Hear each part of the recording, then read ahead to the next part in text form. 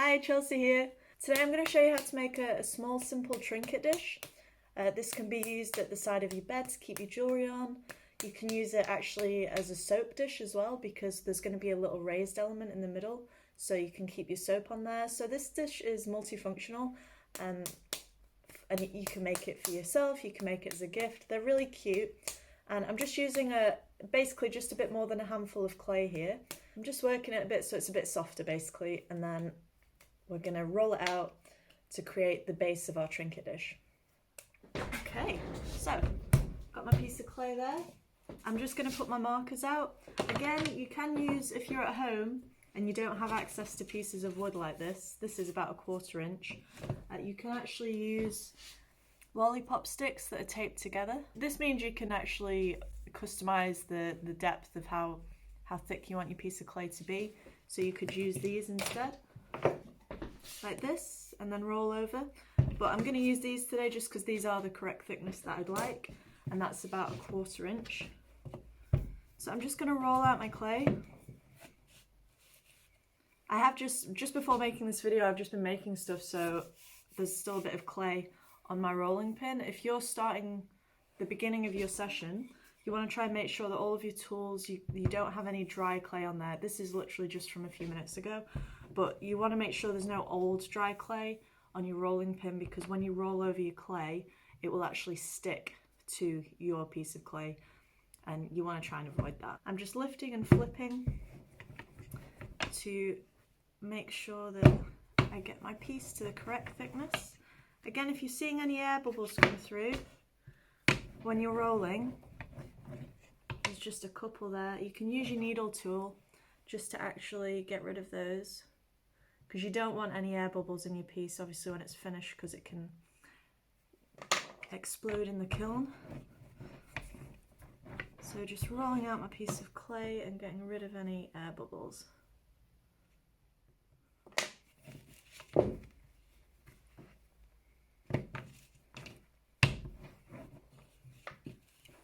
So when you're happy that that's the correct thickness and there's no air bubbles in there, I'm happy with that. You just gauge what kind of size you want.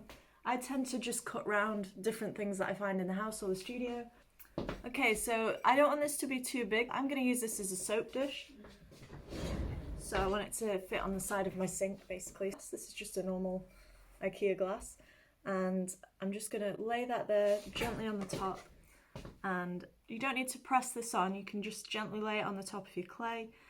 And I'm using a needle tool just to go around the edge and cut around the edge. When you're using your needle tool to cut, if you keep removing the bit of clay that balls up on the end of the pin, it just gives you a cleaner cut. And then we'll cut out like that. Sometimes your clay will stick to your glass.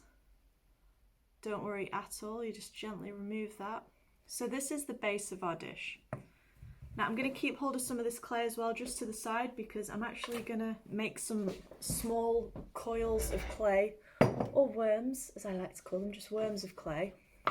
I'm just going to take a second just to smooth over what is going to be the underside of my dish, because I'm going to flip this over, but I'm just going to smooth over the edges because it's easier to do this at this stage and just neaten it up while it's still quite soft than trying to go in later and try and smooth everything over. So I'm just doing that now and then gently turn that over. So what is now the top of our dish, all I'm going to do, get some clay, and I'm just going to roll a worm basically that's going to go around the outside of my dish, and I'm just going to create, that'll just create a raised edge around the outside of my dish. If you find that your coil goes a bit rectangular and a bit flat, just go along the length of it and just squeeze it so it's more like a cylinder again, because they can be quite difficult to roll if you get a flat bit on them. As you're rolling, if you move your hand along, this will help stretch it out. You just want to try and get an even thickness as best you can. It takes a bit of practice, just along the length of the coil. I'm just going to remove these weighty bits from the end just to make my life a bit easier.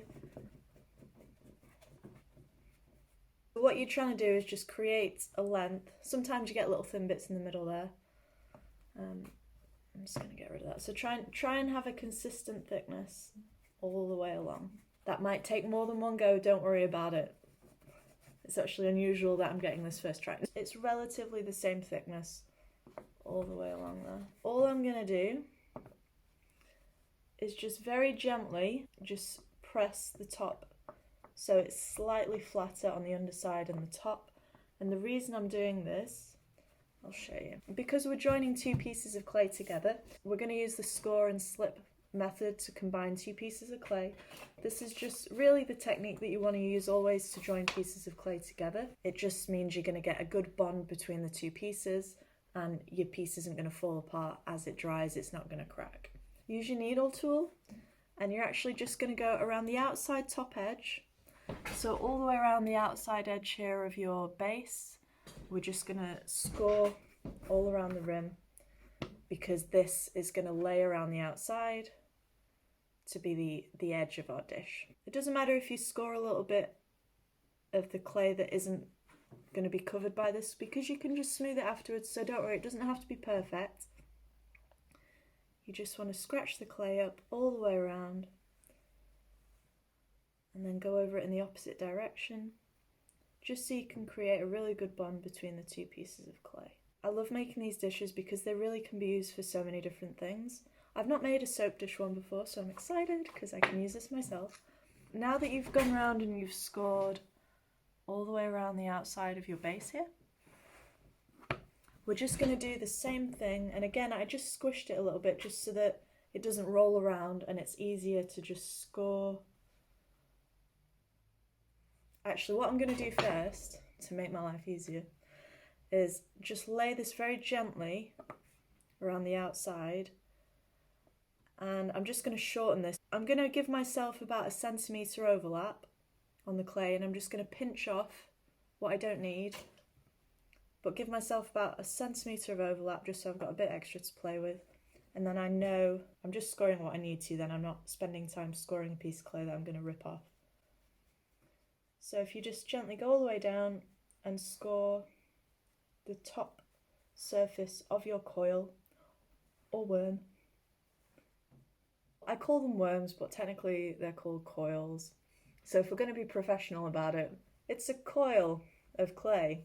If I say worm, I mean coil. I just can't get that out of my head. So I'm just scoring that all the way down. And all we're going to do is on both, so if you can see on my worm there, I've just scored all the way down. And all I'm going to do now is add some slip. And slip, as you'll have seen in previous videos, is a mixture of clay, the same clay that you're using, the same type of clay, so this is red clay, and a bit of water to make a paste that acts like a glue, and I'm just brushing that on with a brush over both sides of where I've scored. So over the score marks, I'm just adding the slip. I will lift it up to show you how much I'm adding as well.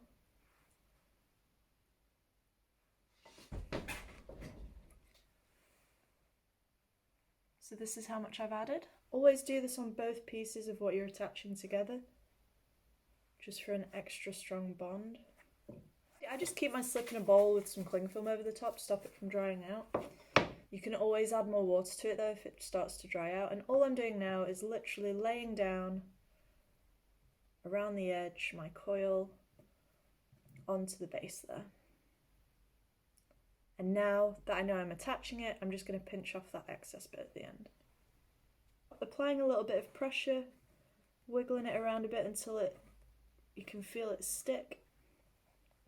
And those scored areas are really knitting together. So I'm just going around applying a small bit of pressure. Where the two pieces join, here, the two ends of my worm join, I'm just going to gently squish and blend it together. Okay, and when you're happy that that's attached, you can either use your finger, you don't need a tool to do this, you can just use your finger, blend it down onto the side there.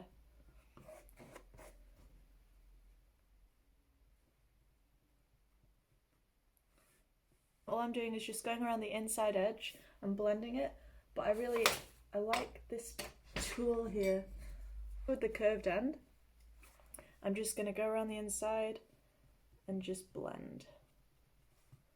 This is a really handy tool and it comes in the kit as well, so if you've got the kit from us, you'll have one of these. I get a lot of use out of these. And you're just going around and gently just blending in that coil of clay to the side. I'll just show you what I'm doing.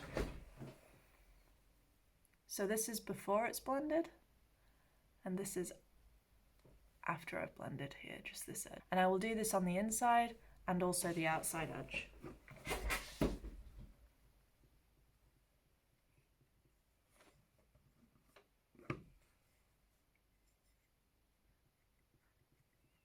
And I'll go in with my finger just to smooth it over. There's no right way of how this should look at the end, it's just how you want it to look. So I'm happy that I've smoothed all of my inside edge. So I'm just going to actually flip this over, and I'm just going to blend.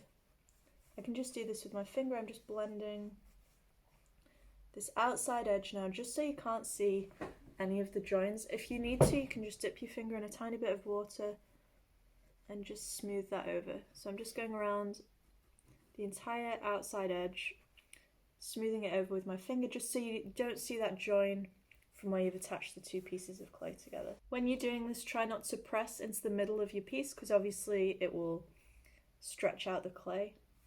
So I'm just gently going around the outside here. If you're happy with how that looks, you can just flip it back over again. Just neaten it up again. This is what you end up with. You have a cool little dish that has a raised edge all around the outside. And all of the edges are smoothed over so you can't see the join. You can just choose to actually attach a thicker coil than what I used if you want a higher edge on your pot. But I'm really happy with that. Using the same method, just creating a coil. I'm actually just going to create a very simple smiley face on the base of my pot here. So I'm going to have a piece for the mouth there, and then I'm going to use 2 balls of clay just for the eyes. They make great gifts as well, but I'm going to keep this for our bathroom. Any excuse, right? To make a gift for myself. No. And so I have 2 small little pieces for the eyes that I'm going to squish on, and then a piece for the mouth here. Again, the same as always, wherever you're going to join 2 pieces of clay, we're going to score and slip. I'm just marking out where I'm going to put the mouth and then scoring it. And the same for the eyes. I'm just going to mark out where I'm going to put those. I'm going to actually flatten these little eyes a little bit first. I'm going to score the back of all of these. Apply a small amount of slip to where you've made your score marks. Okay. And then I'm just going to attach those to my dish. And you just wiggle them around a little bit until you feel them attach, so that you know that they're firmly in place. And what will happen is you'll get a little bit of the slip squeeze out of the sides of the joins. What's really good to do with that little bit of excess slip, go over with your paintbrush, spread the slip round. I'll show you what I'm doing. So the slip that's kind of squeezed out from underneath the pieces that I've just attached, I'm just gently going around with the paintbrush and smoothing it over. And all this is doing is just strengthening my bond, and it's just neatening it up as well. So I'll go around all of the bits that I've just attached with my paintbrush just to neaten it up. When you're happy that it's as neat as you want it to be, I'm not trying to make this look absolutely perfect. So this is my dish. Because I have raised sections on the face there, I'll just keep the soap from sticking to the bottom part of the dish, and it'll let the water drain off a little bit. So I'm really happy with this. It's my little smiley face soap dish. What I recommend doing is just laying a piece of cling film over the top. I'm super impatient, I know it's hard, I want it to be ready now to paint, but if you leave a piece of cling film over it, let it dry out. I'll probably come back to this tomorrow, and then I can paint it in a yellow underglaze, and then when that's dried, I'll paint 3 layers of underglaze on it. So I'm just going to paint this yellow, and then I'll just scratch off using the sgraffito method just to give it a bit more texture. You don't need to do a smiley face. This is just my preference, and it's just something that's relatively easy for people to try. You could create any pattern on the inside of your dish. There's loads of different things that you can do. I'm just choosing to do a smiley face because I'm feeling it right now. You can use this method to create any number of designs on your trinket dish. So go wild, and I look forward to seeing them. Is it just me, or is it like really hard to have the patience to wait for your piece to dry before you can do anything else to it?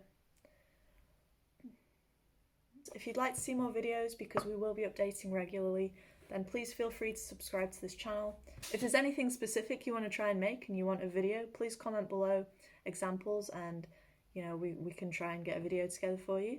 We love hearing people's suggestions, and we'll see you next time. Bye!